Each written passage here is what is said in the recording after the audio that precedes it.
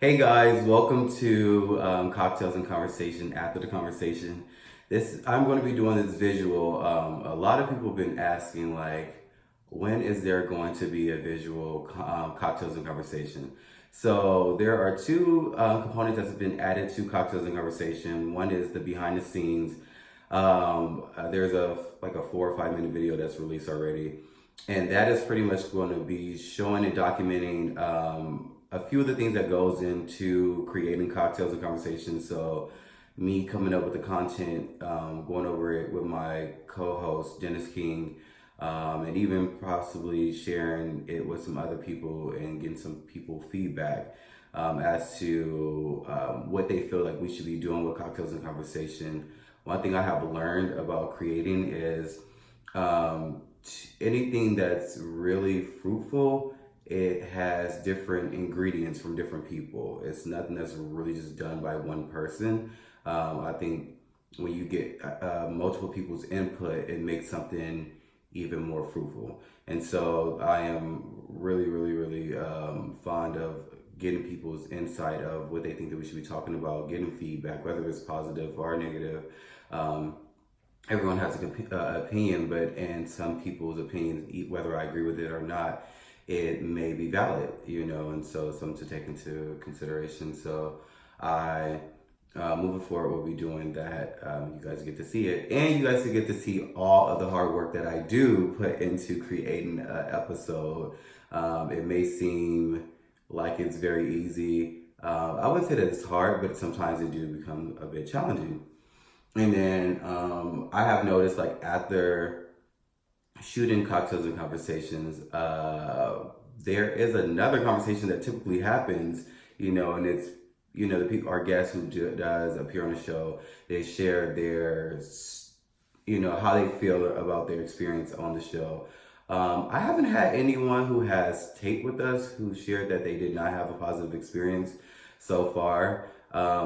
This week's episode is the second. It was the first episode from the second season, and it was with Diamond and what's this? Josh. Sorry, Josh. And Josh. So that episode came about.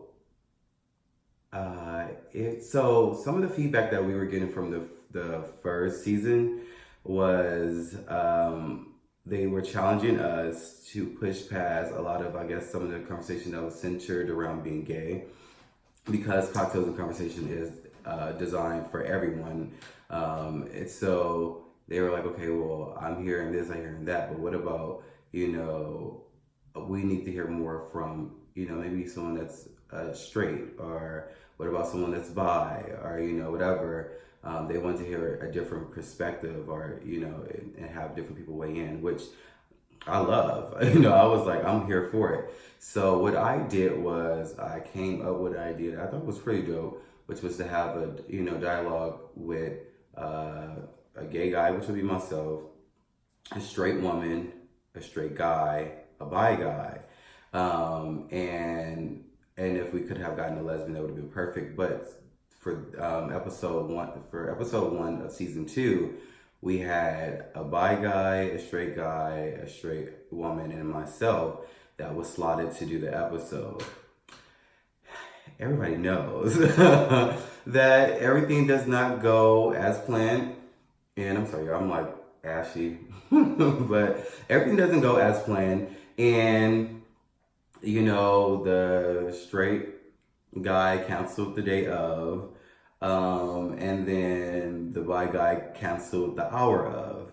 And, going into when I created Cocktails and Conversation and came up with the concept, and knowing that it is really a millennial driven podcast, my peers are not the most reliable. And so, and they weren't the first person. Like last season, we had a couple different cancellations, last minute, day of type of situations. And you kind of got to improvise. And so, whenever we shoot Cocktails and Conversation at my home, where I am now, I always, typically set it up like on a Saturday evening, and my guests are able to come over, record the conversation. Of course, you have a cocktail during the conversation. You can have one before, but I don't want you to get too lit before we tape. But yeah, and then you drink as much as you want once we're taping the show, and then following before you leave, I make sure that you have a home cooked meal. So, and I cook myself. So yeah, I make sure that my guests are taken care of, and I always work around my guest schedule. So if it's during the week that's best for you, or if you want me to come to you opposed to you coming to me, like whatever works for the guest that's um, coming onto the show, I'll make sure that I work with them and accommodating their schedules. But yeah, so I Diamond and I were already at the house when we got the second cancellation. And I felt so bad because I'm like, she came to the house already and she's here.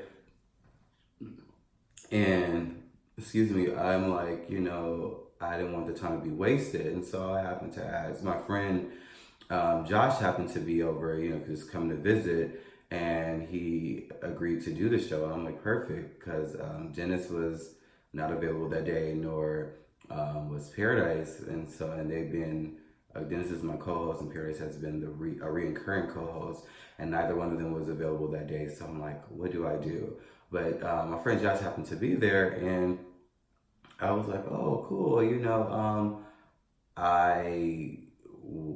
would like if you could do the show if you don't mind. And he's like, sure, whatever. So I'm like, okay, well, maybe, even though it's supposed to be diverse, we just have two gay guys and a straight girl, blah, blah, blah, blah. And he's like, well, I don't identify as gay.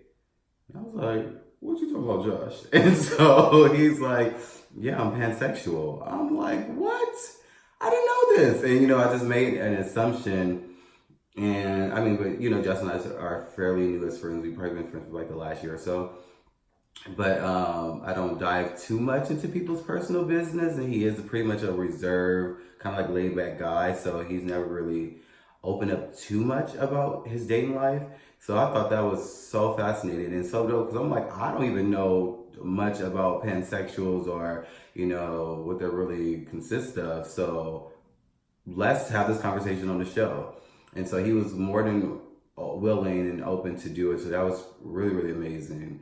And so it just made for a really, really, really great conversation. I think Diamond being very transparent about dating someone that she found out during this period of time that they were dating, was trying to date a transsexual. I thought that was really amazing that she was so open about that, because, a lot of people may have been embarrassed about that or not as transparent, but I found that to be amazing.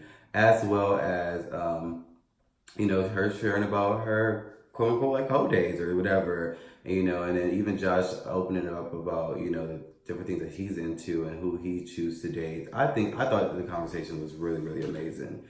And so shout out to them, and I thank them again for doing the show. And I thank you guys for supporting and listening in. We will be doing our first visual actual Cocktails and Conversation episode in a few weeks.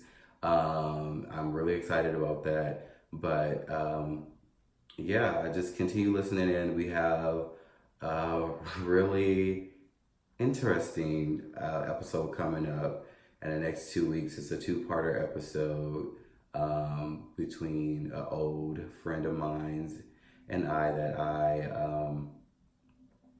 haven't spoke to in 3 years due to some issues that happened between he and I and one of my exes. So that's going to be a really, really good episode. But yeah, thank you guys for all the love and support. Please keep listening in.